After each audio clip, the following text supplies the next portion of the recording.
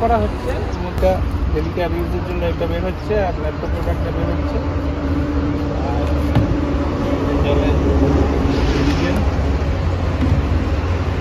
এটা দাদাতে লাগবে, ক্যারিয়ারে যখন যাবো তখন পেট্রোলের জন্য লাগবে, দুটো জেরিকেন নেওয়া হয়েছে।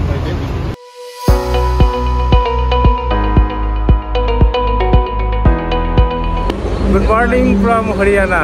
আমরা এখন হরিয়ানা আম্বালাতে আছি। আজকে আমরা আপাতত এখন পাঠানকোট যাব, পাঠানকোটের পর উপরে দেখি কতটা যাওয়া যায়। আর আজকে হচ্ছে ডে 3 আমাদের লাদাখ সফরের। ডেট হলো 16 মে 2024 আর সময় হচ্ছে এখন 5:30। সকাল সকাল বের হচ্ছি পাহাড়ে বাঁকে বাঁকে বিস্ময় দেখার জন্য। আমরা তো তৈরি আছি, তোমরাও রেডি থাকো পাহাড়ে বাঁকে বাঁকে বিস্ময় দেখার জন্য। আমাদের গাড়িও রেডি, সমস্ত প্যাকিং হয়ে গেছে। এইদিকে হোটেলটা হোটেল 1+। আমরা এবার এখান থেকে হাইওয়ে ধরবো, তো সিধা বেরিয়ে যাবো।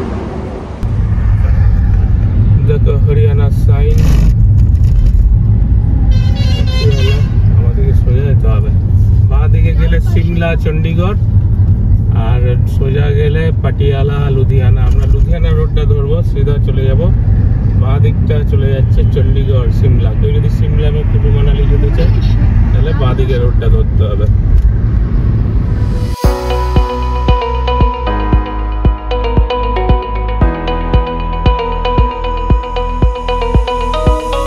এখন সময় 7:30। আমরা এই পেট্রোল পাম্পে এসে দাঁড়ালাম, একটু ফ্রেশ হয়ে এদিকে চায়ের ওই হোটেলটা এলাম, একটু চা খাবো। বসে আছি, চাটা খেয়ে বেরিয়ে পড়বো পাঠানকোটের উদ্দেশ্যে।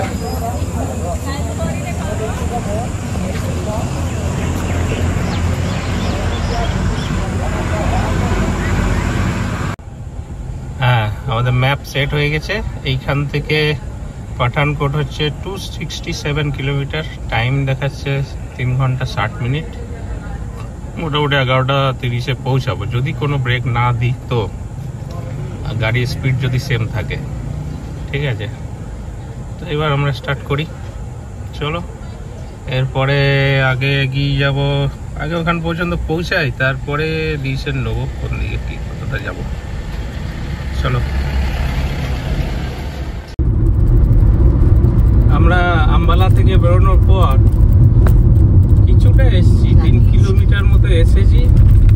3 কিলোমিটার আসার পরেই রাস্তা কাজ হচ্ছে বন্ধ, এমন ডাইভারশন দিল, কোন গ্রামের ভিতর দিয়ে এলাম। যাই হোক, গ্রামের ভিতর দিয়ে এসে মোটামুটি 50 কিলোমিটার পর্যন্ত আসার পর আমরা আবার এই NH44 হাইওয়েটা ধরেছি।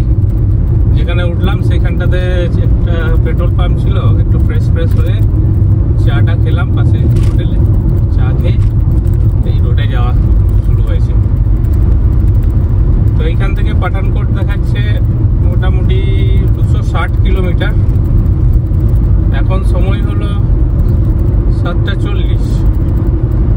পৌঁছানোর টাইম দেখাচ্ছে 11:32। 11:32 পৌঁছানোর টাইম দেখাচ্ছে। অ্যাজ পার গাড়ি যে স্পিড থাকবে সেই হিসেবে। এখন আপাতত গাড়ির স্পিড 80-90 এই মেনটেন চলছে। তো এই স্পিড হিসাবে অতটা যাওয়া যাবে, মানে ওই টাইমে যাওয়া যাবে। এবার মাঝে যদি কোথাও ব্রেক দিই, টিফিনের ব্রেক দিই, সেক্ষেত্রে তখন টাইমটা বেড়ে যাবে। তো এই কারণে আমি পাঠানকোট দিয়ে রেখেছি, কারণ পাঠানকোট আগে পৌঁছাই, তারপর আমি ডিসিশন নেবো উধমপুর যাবো নাকি না তার আগে বেরিয়ে যাবো। তো পাঠানকোট পৌঁছানোর পর আবার কতটা এগোনো যায় সেটা দেখবো। তো সঙ্গে থাকো, দেখতে থাকো আমাদের ভার্সেটাইল ব্লগ। আর আজকের ডেট হলো 16/5/2024। হ্যাঁ, আমরা লাদাখ চলেছি। লাদাখ সিরিজের এইটা হচ্ছে 3rd ডে। 14 তারিখে বেরিয়েছিলাম বাড়ির থেকে। সেই দিন 810 কিলোমিটার এসে কানপুরে স্টে করেছিলাম। কানপুর থেকে আবার 15 তারিখ বেরিয়েছি। 15 তারিখ বেরিয়ে আমরা আম্বালাতে স্টে করেছি। মোটামুটি টোটাল হয়েছিল 1535 কিলোমিটার। এবার আম্বালা থেকে আজ সকাল স্টার্ট করেছি, 5:30 সময় স্টার্ট করেছি। এখন অন দা ওয়ে আছি, আর কয়েক ঘন্টা পরেই আমরা আমরা পাহাড়ে বাঁকে বাঁকে বিস্ময় দেখতে পাবো, তোমরাও দেখতে পাবে আমাদের সাথে সাথে। তো বাঁকে বাঁকে বিস্ময় দেখার জন্য তোমরাও রেডি থাকো।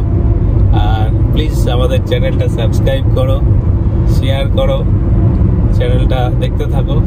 দেখলে যারা 2024-এ লাদাখের প্ল্যান করছো, অক্টোবর বা জুলাই বা অক্টোবর মাসে যারা প্ল্যান করছো, তাদের কিছুটা কাজে লাগবে। তবে যারা গাড়ি নিয়ে আসছো বা বাইক নিয়ে আসছো, তারা এই আম্বালার পর একটু রোডের খবরটা নিয়ে নেবে, কারণ মাঝে মাঝে ডাইভারশন করে দিচ্ছে অনেক।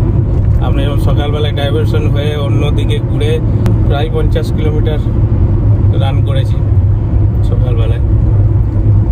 তো এইগুলো একটু খেয়াল রাখতে হবে।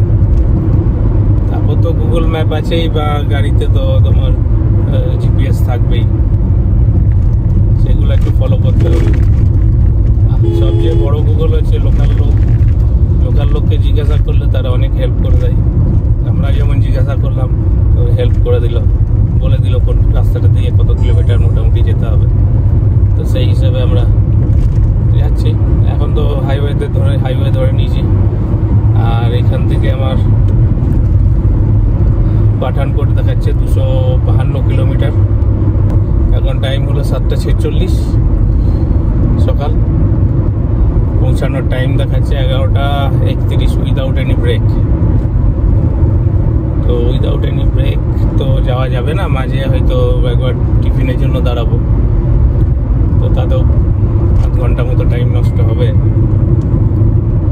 ঠিক আছে, কোনো অসুবিধা নেই, চলতে থাকি। আমরা এখন পাঠানকোটের রোডে আছি। এই রাধাস্বামী সৎসঙ্গ বীজ, এই জায়গায় দাঁড়িয়েছি। টিফিন করবো। এখন বাজছে 10:30। এখান থেকে পাঠানকোট এখনো 102 কিলোমিটার।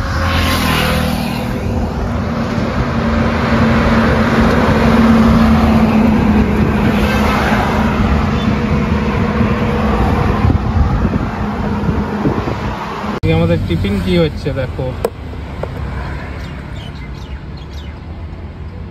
চিড়ে, কলা, চিনি, আমুল দুধ মাখানো হবে, তারপর আমরা টিফিন করব। আমাদের চিড়ে, কলা, দুধ দিয়ে, আমুল দুধ দিয়ে টিফিন হয়ে গেল। এবার আমরা এগোবো পাঠানকোটের দিকে। চলো সঙ্গে থাকো, দেখতে থাকো আমাদের ভার্সেটাইল ব্লগ। এখান থেকে উধমপুর আর 135 কিলোমিটার, আর পাঠানকোট 4 কিলোমিটার।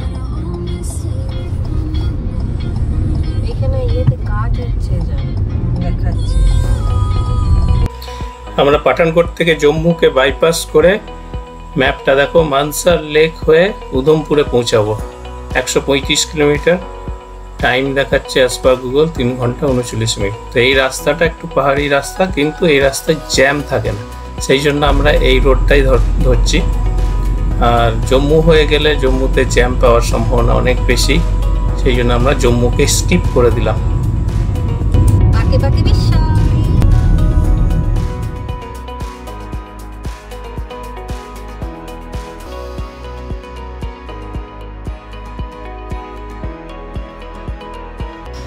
দূরে ওই পাহাড় দেখা যাচ্ছে। তো আমরা NH-44 ধরে এগিয়ে চলেছি। এই ব্রিজটা বোধহয় পার করেই রাস্তাটা দুটো ভাগ হবে, একটা জম্মুর দিকে চলে যাবে আর একটা মানসার হয়ে উধমপুর। জম্মু হয়েও উধমপুর যাওয়া যায়, আবার মানসার হয়েও উধমপুর যাওয়া যায়। তো আমরা মানসার হয়ে উধমপুর যাব, কারণ ওই রোডটাতে ভিড় ভাড়াক্কাটা কম থাকে। তবে রাস্তাটা একটু পাহাড়ি রাস্তা, একটু পরেই দেখতে পাবে, চড়াই প্রচুর আছে।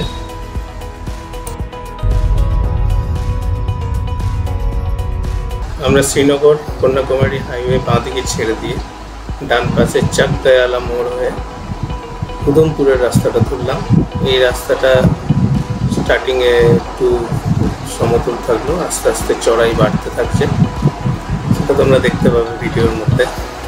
তো এই রোডটা ধরার কারণ হলো এই রোডে ভিড় ভাড়াটা কম থাকে, আর ট্রাফিক জ্যামটা কম। তো এখন সময় হলো 2:40, আমরা চলেছি উদমপুরের পথে। মাঝে কোথাও দাঁড়িয়ে কোনো ধাবাতে দাঁড়িয়ে একবার লাঞ্চ করে নেবো, তারপর দেখা যাক উদমপুর কটায় পৌঁছাই।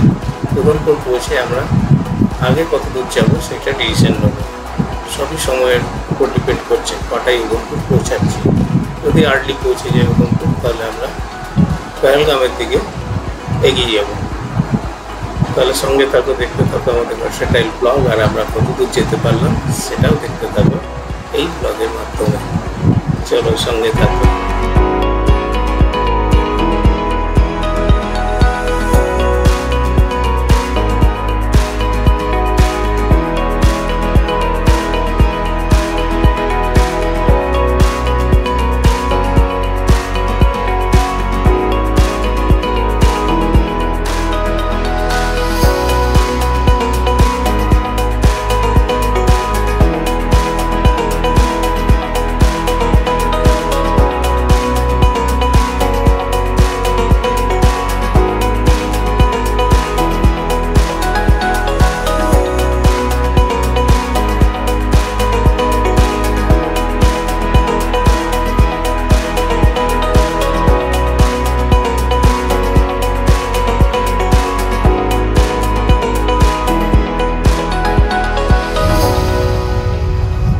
আমরা উদমপুর পৌঁছালাম বিকেল 4টে এবং আমরা ডিসিশন নিলাম যে আমরা পেহেলগামের উদ্দেশ্যে বেরিয়ে পড়বো। এখান থেকে পেহেলগাম 170 কিলোমিটার, সময় লাগবে প্রায় 4.5 থেকে 5 ঘন্টা।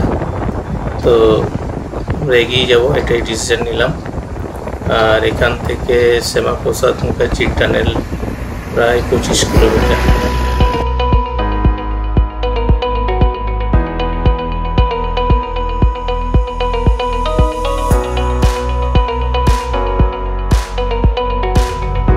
শ্যামাপ্রসাদ মুখার্জি টানেল।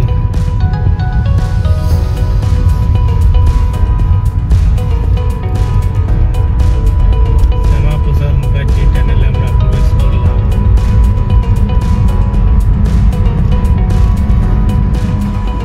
ডক্টর শ্যামাপ্রসাদ মুখার্জি টানেলটা আরেকটা নাম হচ্ছে চিনানি নার্সারি টানেল। এই টানেলটা দৈর্ঘ্য প্রায় 9.28 কিলোমিটার। এটা 2011 সালে কনস্ট্রাকশন শুরু হয়েছিল এবং 2017-তে কমপ্লিট হয়। এই টানেলটা হওয়াতে জম্মু এবং শ্রীনগরের মধ্যে প্রায় 30 কিলোমিটারের মতো ডিস্টেন্স কমে গেছে। আর এখানে স্পিড লিমিট হলো 50 কিলোমিটার পার আওয়ার।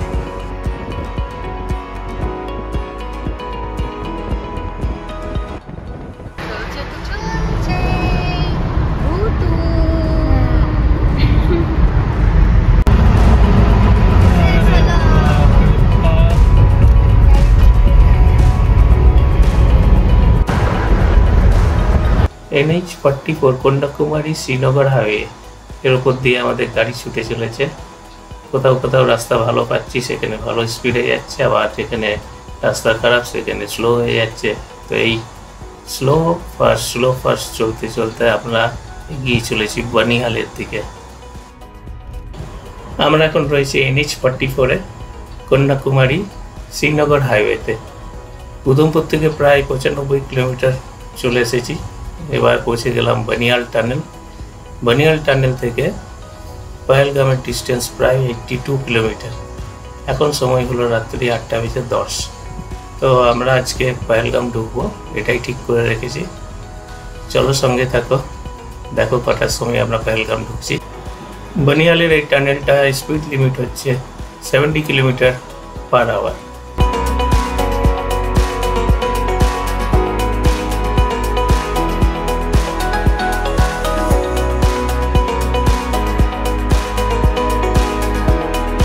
আমরা আম্বালা থেকে সকাল 5:30টায় গাড়ি ছেড়ে রাত্রি 9:45টার সময় ঢুকলাম পেহেলগাম। পেহেলগামে এই হোটেলটাতে আমরা স্টে করব। এই হোটেলের ডিটেলসটা আগামী পর্বে দেওয়া হবে, কারণ রাত্রিবেলা আর হোটেলে বাইরেটা ভিডিও করা হয়নি। আর পেহেলগাম আসার যে রাস্তাটা, সেই রাস্তাটারও ভিডিও করা হয়নি, কারণ অন্ধকার ছিল, সে না রাত্রে ভিডিও করিনি। আমরা যখন এখান থেকে শ্রীনগর যাব তখন দেখিয়ে দেবো রাস্তাটা। আমাদের লাদাখ সফরের ডে 3 ভিডিও এখানেই শেষ করছি। সবাইকে গুড নাইট বলে আগামী পর্বে আবার দেখা হবে ডে 4। আমরা খুব শীঘ্রই ডে 4 এর ভিডিও নিয়ে আসছি। Stay tune, good night, like, share and subscribe our channel versatile blog.